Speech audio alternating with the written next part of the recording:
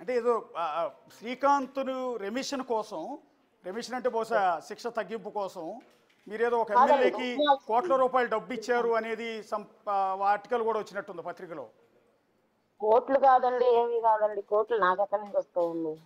అది కూడా జగదీషే ఇచ్చాడండి. ఎందుకంటే ఆ విషయం జగదీష్కి మాత్రమే తెలుసు. ఎందుకంటే నా ఫోన్ లోంచి ఫోన్ ఎత్తకపోతే ఆ యొక్క మంత్రి గారికి నేను ఆ అబ్బాయి ఫోన్ లోంచే ఫోన్ చేసి, సార్ నేను అప్పు తెచ్చి ఇచ్చాను, వడ్డీలు అయిపోతున్నాయి, నేను గోల్డ్ కుదవబెట్టే ఇచ్చాను సార్. అది నేను కావాలంటే ఆ గోల్డ్ కూడా ₹2 లెక్కన ప్రైవేట్ గా దగ్గర పెట్టాను కులవంగట్లో. ఆ కావాలంటే పత్రాలు కూడా మీకు చూపిస్తాను ఇన్ని కూడా. నేను గోల్డ్ కుదవబెట్టి నేను ఇచ్చాను సార్. నాకు వాళ్ళ ఇబ్బందిగా ఉంది, గోల్డ్ వేలం పోతే మా అమ్మగారు నన్ను ఒప్పుకోరు, అందుకని ఆ డబ్బులు నాకు వెనక్కి ఇవ్వండి అని చెప్పేసి కూడా నేను ఆయన అడిగానండి. ఏమో లంచంగా ఇవ్వలేదండి. ఆయన కారు ఈఎంఐ ఏదో ఆగిపోయింది, దాన్ని నువ్వు కట్టు, నేను చేపిస్తాను అన్నాడండి. ఆ కారు ఈఎంఐలు కట్టానండి నేను. ఆయన అంటే నేను ఎమ్మెల్యే కాదు, మంత్రులకి మంత్రికి ఇచ్చారు డబ్బులు. మంత్రికి ఇచ్చారు డబ్బులు. మంత్రి కొడుకు అండి, మంత్రి కొడుక్కి. వాళ్ళు ఎవరో కూడా నేను చెప్పదలుచుకోలేండి, ఎందుకంటే వాళ్ళు నాకు సహాయం చేయాలనుకున్నారు. కానీ మా టైం బేడో ఏమో మాకు సహాయం చేయలేకపోయారండి వాళ్ళు. అంటే ఈ ఎందుకంటే కూటమి ప్రభుత్వంలో మంత్రికేనండి మీరు ఇచ్చింది? కాదండి, గత గవర్నమెంట్ లో ఉన్న మంత్రి వైఎస్ఆర్ కొడుకు. గవర్నమెంట్లో ఉన్న ఒక మంత్రికి. మంత్రి కొడుకు అదే లంచం రూపంలో ఏం కాదండి. వాళ్ళు ఇబ్బందుల్లో ఉన్నారు అప్పుడు.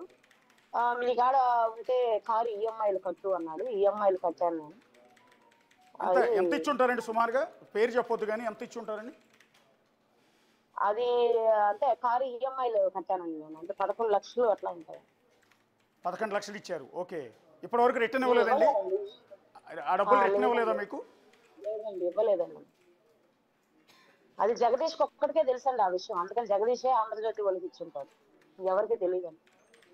ఓకే, ఇచ్చిన మాట అయితే వాస్తవం, కానీ అది మోసం కదా. ఓకే, మీరు కష్టాల్లో ఉన్నారు. నాకు అబద్ధం చెప్పడం రాదండి. మీరు నేను దీనిలో కూడా అబద్ధం చెప్పనండి. మీరు ప్రేమించిన వ్యక్తిని జైల్లోంచి బయటికి తెచ్చుకునేందుకు ఎవరైనా కుటుంబ సభ్యుల్ని బయటికి తెచ్చుకోవడానికి రకరకాల ప్రయత్నాలు చేస్తుంటారు. అందులో భాగంగా మీ బంగారం తాకట్టు పెట్టి 11 లక్షలు ఈఎంఐ రూపంలో ఆ మంత్రికి కట్టారు. సో ఒక ఆడపిల్ల, మీరు ఇవాళ కష్టాల్లో ఉన్నారు. సో మీరు అడిగిన పని చేసి పెట్టకపోగా మీ 11 లక్షలు ఆయన తినేసాడు కదా, కనీసం మీరు ఆ తర్వాత అడగలేదా డబ్బులు ఇవ్వమని వెనక్కి?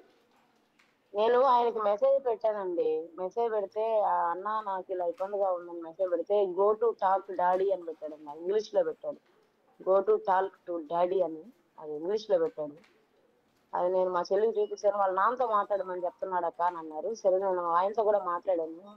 అంటే నాకేదో ఎవరో పరిచయం చేస్తే మీరు పరిచయం అయ్యారు, ఆ వ్యక్తి కూడా ఇప్పుడు నా ఫోన్ లో ఉందంటే 2-3 months లో చేసేస్తానని ఆయన కూడా ఒప్పుకున్నాడండి. ఓకే. ఆ తర్వాత అటుపోయింది, ఆ ఊసే లేదండి. సో ఆ మాజీ మంత్రి గారికి బిగ్ టీవీ తరఫున మేము కూడా అప్పీల్ చేస్తున్నాం. ఇవాళ అరుణ గారు కొంత కష్టాల్లో ఉన్నారు, అది ఫైనాన్షియల్గా కావచ్చు, వ్యక్తిగతంగా కావచ్చు. సో ఈ టైంలో ఒక ఆడపిల్ల సొమ్ము తినటం అనేది కరెక్ట్ కాదు. ఒక దళిత మహిళ దగ్గర నుంచి 11 లక్షలు తీసుకున్న ఆ వైఎస్ఆర్ కాంగ్రెస్ ప్రభుత్వంలో ఉన్న మంత్రి గారు ఎవరైతే ఉన్నారో ఆ మంత్రి గారు దయచేసి వడ్డీ కూడా కలిపి ఆ 11 లక్షలు తీసుకొచ్చి ఆవిడకి ఇస్తే ఈ టైంలో ఆవిడ ఉపయోగపడుతుంది. మీకేమాత్రం మానవత్వం ఉన్నా, మీకేమాత్రం సిగ్గున్నా కూడా ఆ డబ్బులు తీసుకొచ్చి ఆవిడకి ఇవ్వాలని రిక్వెస్ట్ చేస్తూ ఉన్నాం. ఆవిడ తరఫున మేము అడుగుతూ ఉన్నాం. సో రెండోది, అరుణ గారు, శ్రీకాంత్ మీద 2 మర్డర్ కేసులు ఉన్నాయి. ఒకటి చాలా దందాలు సెటిల్మెంట్లు ఇప్పటికి కూడా చేస్తున్నాడు అని, నిజమేనా?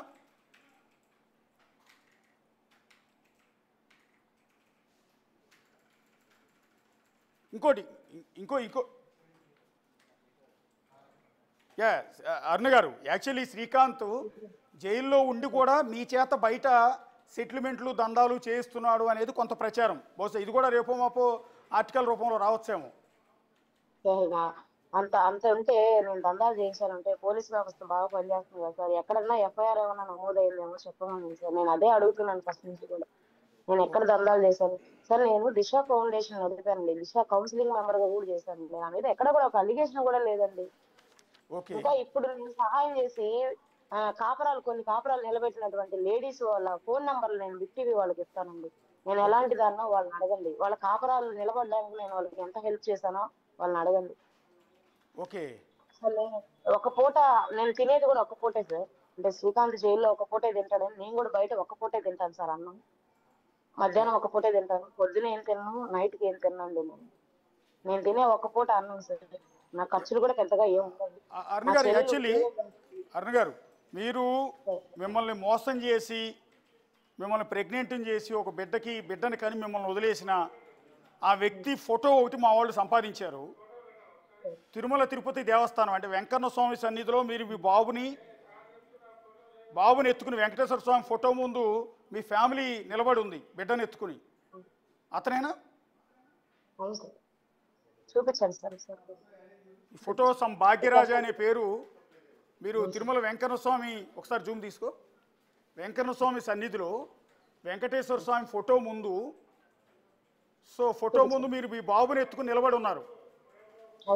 అందులో అతను కనపడుతున్నాడు బ్లాక్ స్పెట్స్ పెట్టుకుని. ఇతనేనండి ఆ మహానుభావుడు.